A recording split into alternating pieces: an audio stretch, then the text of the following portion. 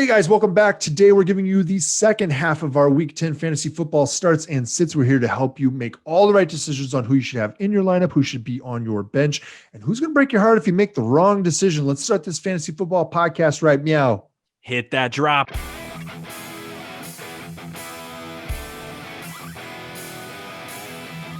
Hey everyone, I am Justin, that is Kyle, and this is the Fantasy Football Upside. Thanks for dropping by our Fantasy Football podcast and YouTube channel. We appreciate it. And today, we're giving you the second half of our start-sit questions for Sunday and Monday games for Week 10. Definitely check out our first half of our Week 10 start-sits by clicking where Kyle points. Also down in the description below. Definitely check out our top starts, streamers, and fades episode as well. That's going to be in the description below. Check it out. Yep. What do you got for me? We've got the whole week's list of episodes in the description, guys. So if you missed any and you want to catch up quick there, you can get them from there. You can also go right to our channel page. You can also hit subscribe while you're there, as well as the bell. You can do that from this page too. That way you're notified every time that we upload a new episode, which is 5 times a week during the season. We're going to cover you every day that you need to be covered here during the season because we want to help you win that championship.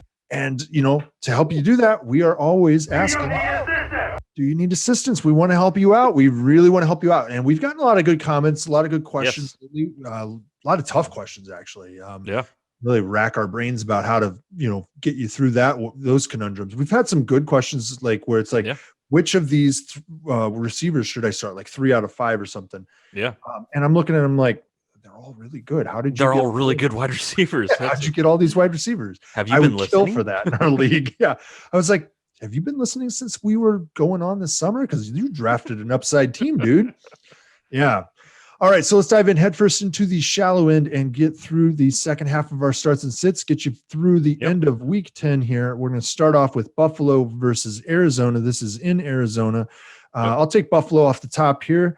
And Josh Allen. It's going to be a decent shootout. Fire him up. Get him going. I think welcome back. Big game last week. Yeah. Big game last week, but the defense in that situation was one that was going to give up points to him. I mean, they played Seattle last week, right? It was going to happen. It's bound to happen. We knew this going in. Okay. Zach Moss, this is a start here. Devin Singletary is a hard pass for me at this point. He was a hard pass for us. We didn't like him in the preseason. We didn't like him at all. I mean, there were no preseason games to judge him off of, but based on the rhetoric of what we were hearing, we liked Zach Moss, and that seems to be bearing out at the end here. So this is a decent matchup. I wouldn't expect like great things, but it is a decent matchup for him. Hey, Stephon Diggs, stud status is set for the rest of the year here, man. He is in the conversation. Absolutely. He's leading the league in so many different capacities right now. It's crazy. I think he might be leading in catch percentage even, which is nuts. Which is kind of, he had been getting the ball thrown to him by Cousins, so that's probably been increased now. You like that? Josh Allen, though. Yeah. I mean, you like those numbers? I think actually the accuracy was a little higher with Kirk Cousins than it is with Josh Allen. Kirk could be. Cousins. Yeah. John Brown is a multi-flex or wide receiver 4 or worse kind of starter this week. So I would pass on him. And then Gabriel Davis is not a start. I'm just mentioning him because he is a hold for the most part in dynasty and keeper. But beyond that, I wouldn't say he's got much more value because I think they're going to let John Brown walk at the end of the year. And then that would pass Gabriel Davis into the conversation. So he's somebody you want to hold on to. If you're in one of those types of leagues. Arizona, what do you have? Arizona. Hey, Kyler Murray, come on down. Start your studs. All right, moving on. Running back. Kenyon Drake is practicing on a limited basis. So if he plays, I think that really renders both him and Edmonds as flex plays. If both of them play, because it's not going to be one or the other. They're going to split this workload, in my opinion. But let's say Kenyon Drake does not play. That vaults Chase Edmonds into a top 15 play, which he was a top 15 play, I believe, last week. So he got a lot of volume last week. So here's the scene. What happens when it comes to Kenyon Drake? Take a look at Friday's practice. DeAndre Hopkins looking for a bounce back game. He is a wide receiver 1, but that was a bit of a dud last week. But come on down. He should come back. Christian Kirk getting consistent downfield targets, man. He really is. It's because they're playing him out of the slot finally. Yeah. But it's like every time I'm watching highlights or something like that, it's like, oh, Christian Kirk over the top. Oh, Christian Kirk over the top. You feel like a safety wouldn't let him get behind him, but he's too dang fast. So that's who I have. Nobody else starts on this team. So, I have a question for you, though. With DeAndre Hopkins, do you think that he and Kirk are basically like foils of one another? If one has a good game, the other one can't. And it's kind of like the situation that we saw last year with Mike Evans and Chris Godwin a little bit. Is that maybe what we might be seeing here? And that maybe DeAndre Hopkins is getting dialed back a bit because he's getting triple covered and then Kirk gets open. And so now they're going to cover Kirk and then DeAndre Hopkins is going to it's just going to waffle. Well, no, I don't think it's going to waffle in the fact that DeAndre Hopkins is always going to get that coverage. Yeah.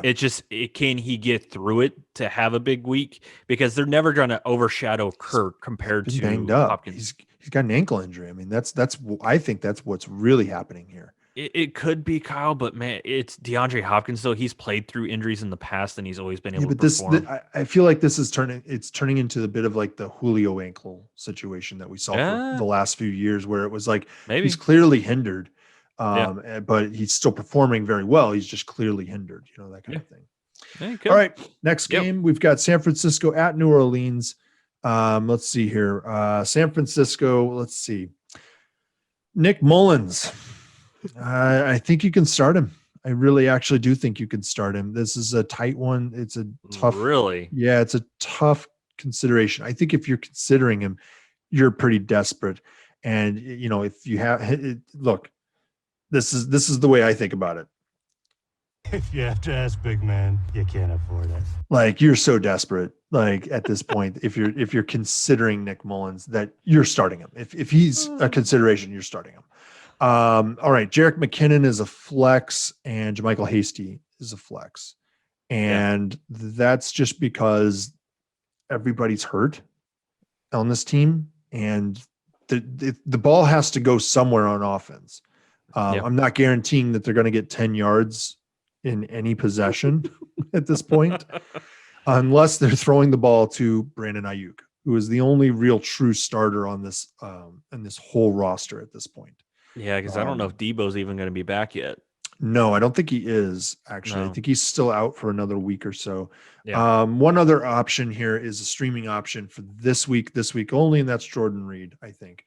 We'll look back at him again next week and see whether or not you can play him. All right, New Orleans. I got Drew Brees. I think he's startable against a defense that you've already mentioned injuries. This team is just ravaged by injuries, not only on the offensive side, but the defensive side. Yep. He's not really going to throw the ball downfield. We know this, but he's going to check it down quite a bit to this guy, Alvin Kamara. I just want to mention one thing about Drew Brees really quickly. Drew Brees. Drew Brees. Aaron Rodgers put up a 99 QBR last week against San Francisco. Mm-hmm. I think Drew Brees could potentially get up there near there. I don't think he's going to get a 99, but he could get up there, and it's not going to take a whole lot to do it. So. He's going to get a really high, completion percentage. It's just when it comes to that formula, I don't think he's going to get the yards that you're looking for.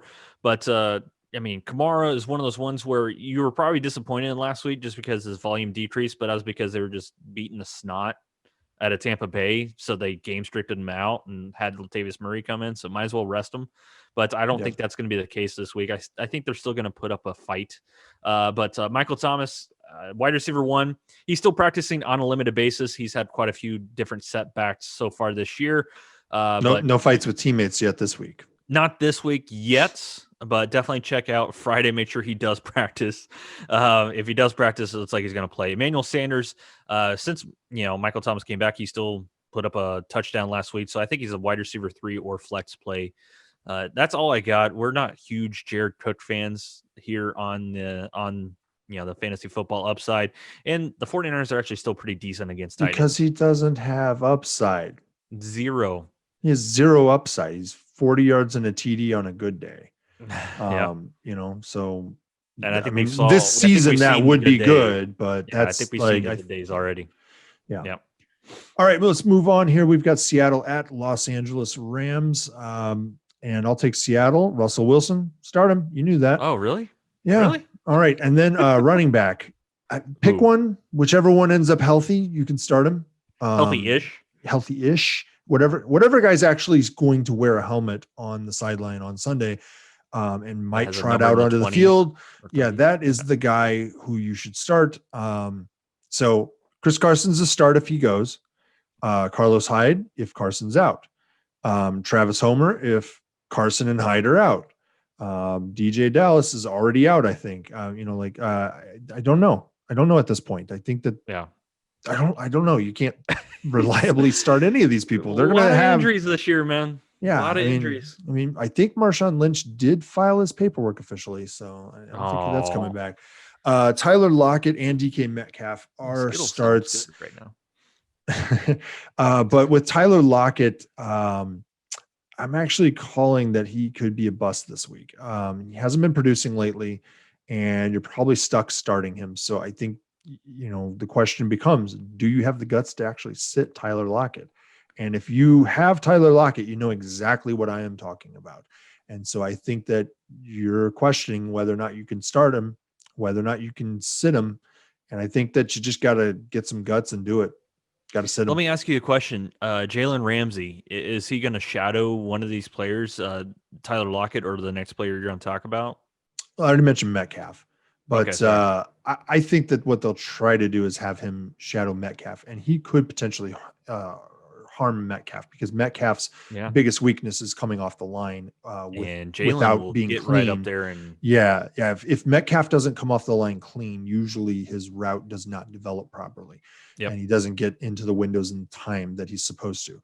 Lockett, if he gets shadowed, I think that he's just completely gone. He's just non-existent. So it is a bit of a gamble with one or the other, but I think that Lockett doesn't give you the upside right now that Metcalf does. He's just not getting the targets. They are going to DK Metcalf. There's a shift. It is very obvious that is happening.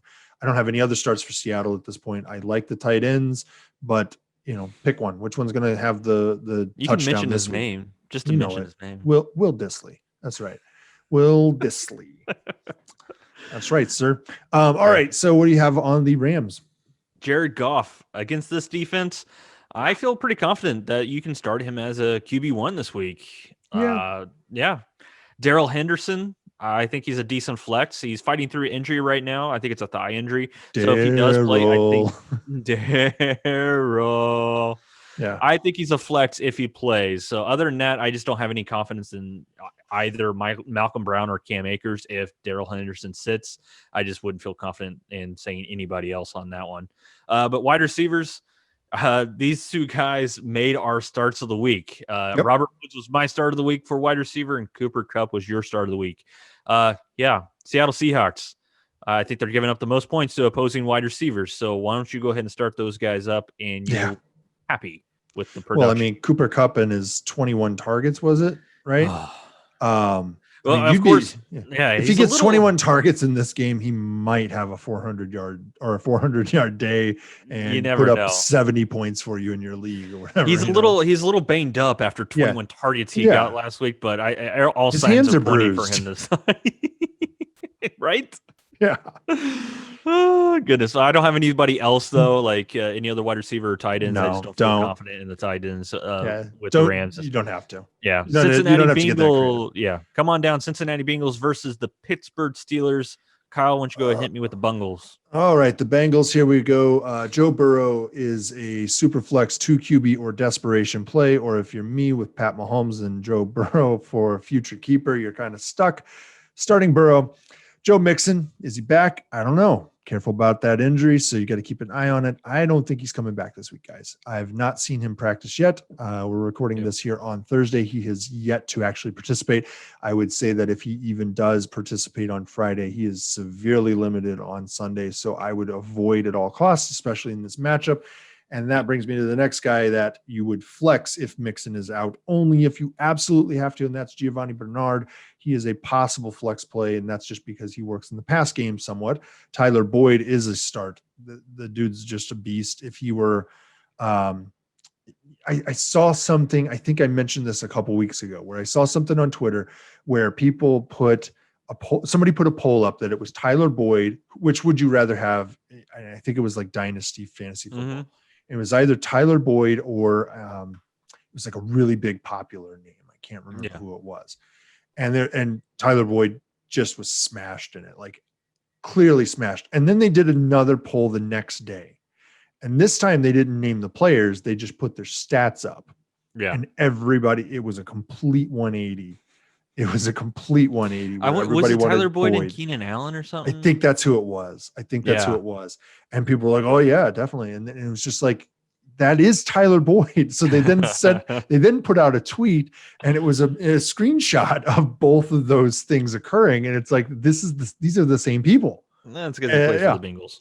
Yeah. And I mean, it's true, but Yeah. I think Burrow provides that upside actually. Yeah. So AJ Green is wide receiver 3 at best this week. I would prefer to put him in my flex if I have to start him, but only if I have to start him. Otherwise, he's going to sit the bench. T. Higgins, I actually think is a start. I think that this is a possible play because he's coming out of the slot, and I think that there's significant value in this offense out of the slot. Yeah. I think that's where he sees his best upside. They've been moving AJ Green into the slot a little bit more, and so that's depressed the value of T. Higgins a little bit. Green has done better as a result. And so I think that they're trying to get Green involved that way, and it is harming T. Higgins a bit. So. I mean, all three of those wide receivers are going in and out of the slot because Tyler Boyd usually just stays in the slot, but they've been moving all three of them all around in this offense. So I like it. Pittsburgh Steelers, Ben Roethlisberger. This is one to keep an eye on right now. He is on the COVID list as he was in close contact with Vance McDonald, who did test positive. So keep an eye on if he gets cleared. Who gets the start if he doesn't get cleared? Is it Duck or Dent? Call back. Yeah, call back. Yeah. But I don't even want to. Wait, is it Dent or is it Divot? I can't remember. I think I called him Dent or Divot. I think you called Dent. Yeah. Divot's good too. Divot is good too. But I think that implies that some piece is missing.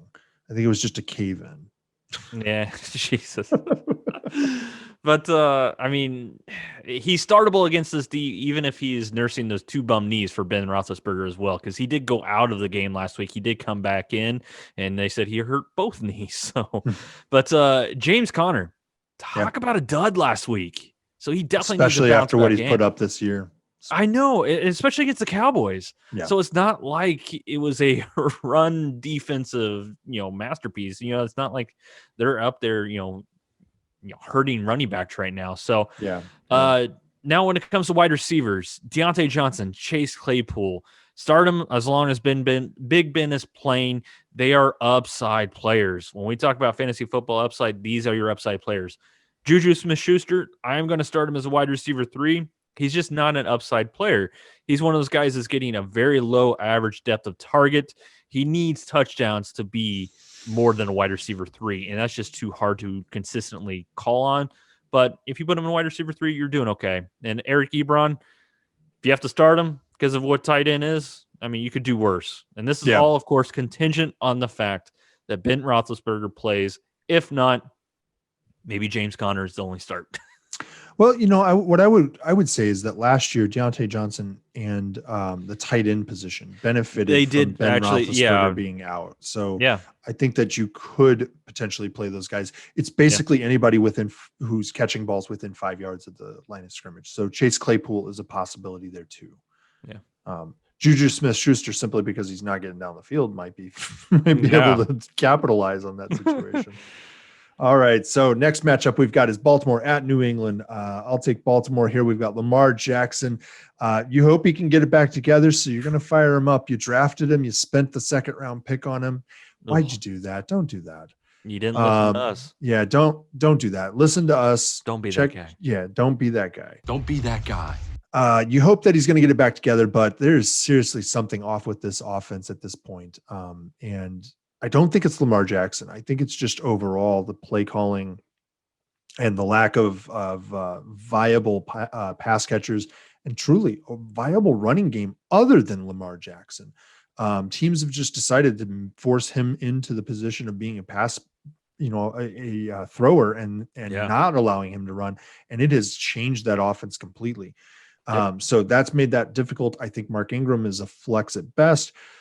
Marquise Hollywood Brown. If Ingram plays, if Ingram plays. Otherwise, I don't know.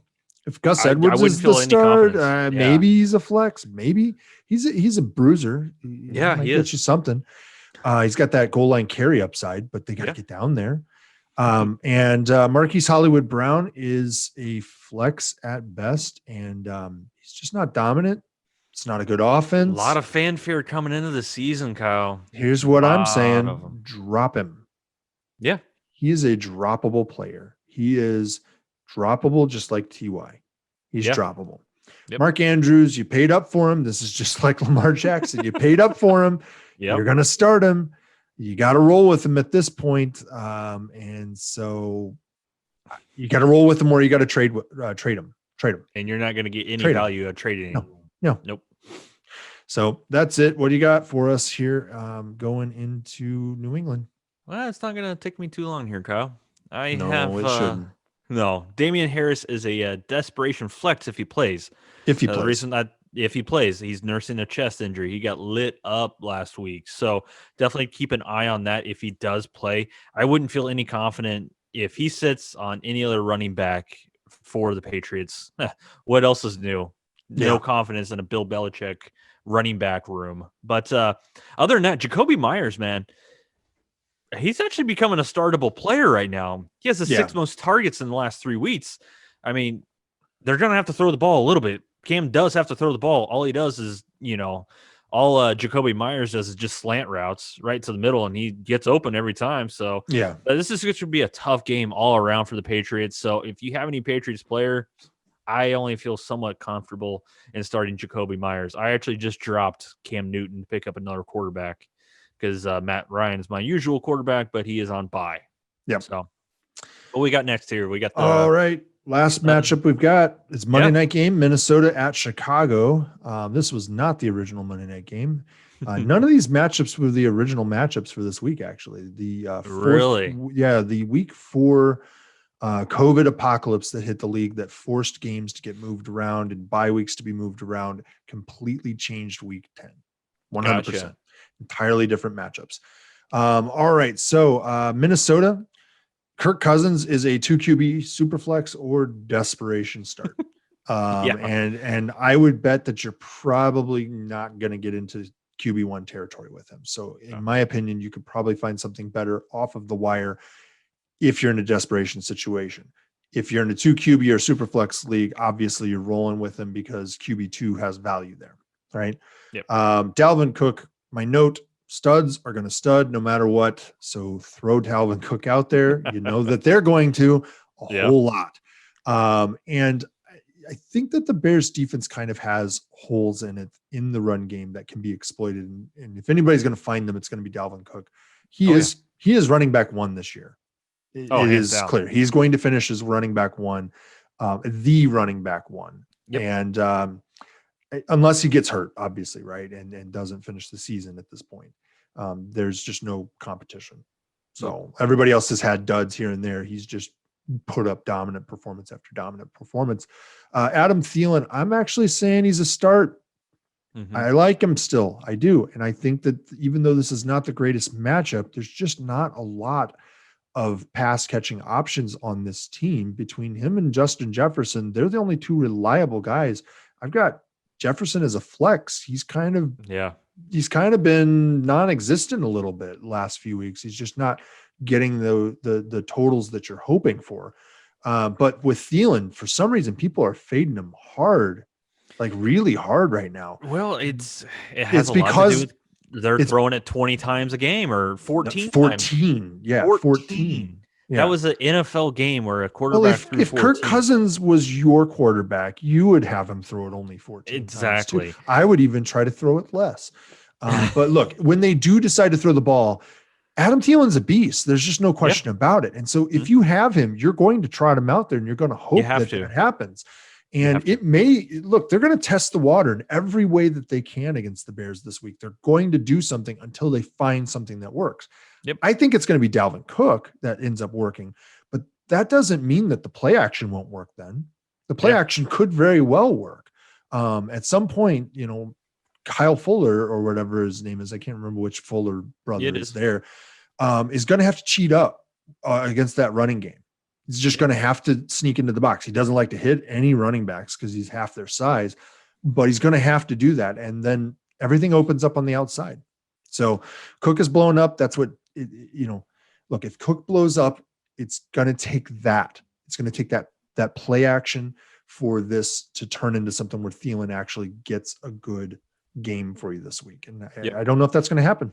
So, don't know. All right. What do you got on the Bears? Not a whole lot on the Bears again here on this one. So David Montgomery is a start him at flex only if he clears concussion protocol. Please look for other options. It's just been a shocker.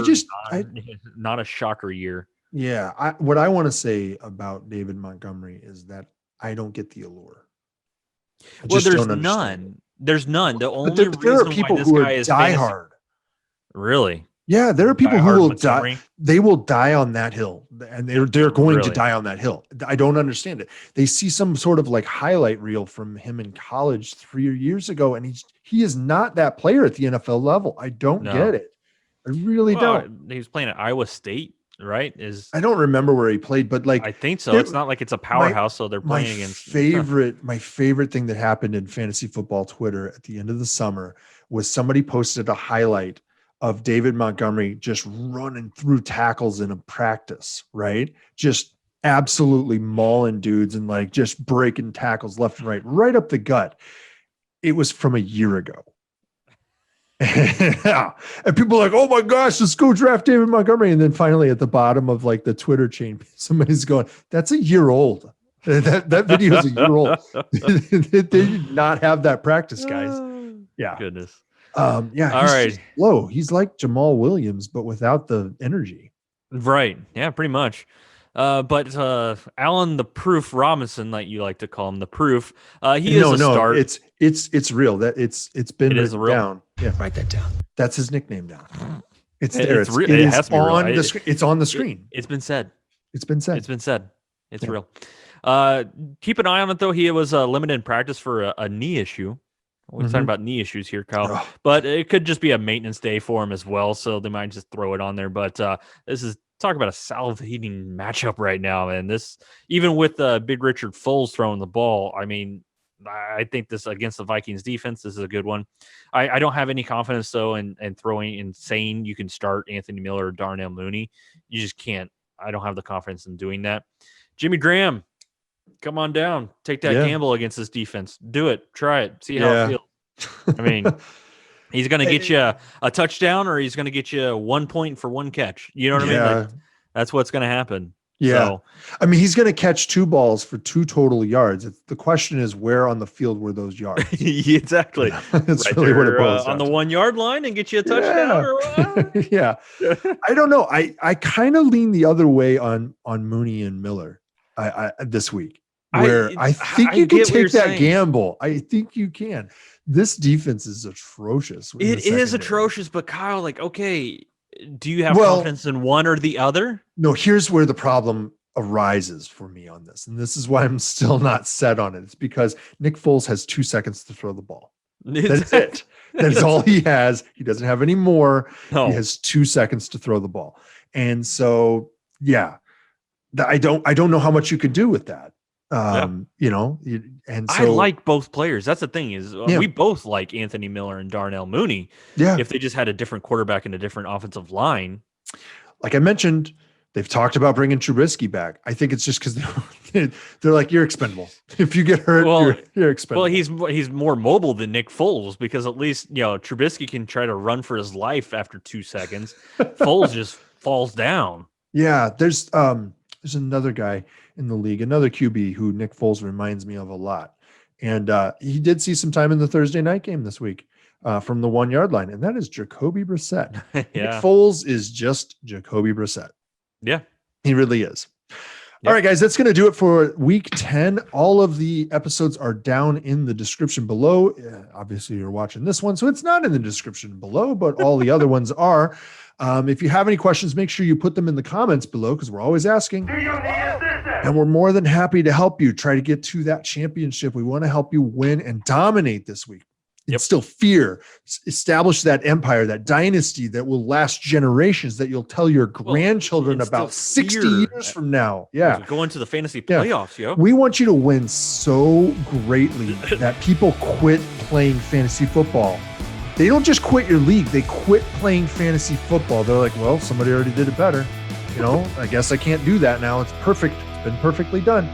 We want that for you guys. So make sure you hit the subscribe button as well as that bell so you're notified every time that we upload this podcast. We thank you for being fans of The Upside. We'll see you next week. Bye. Hey, guys.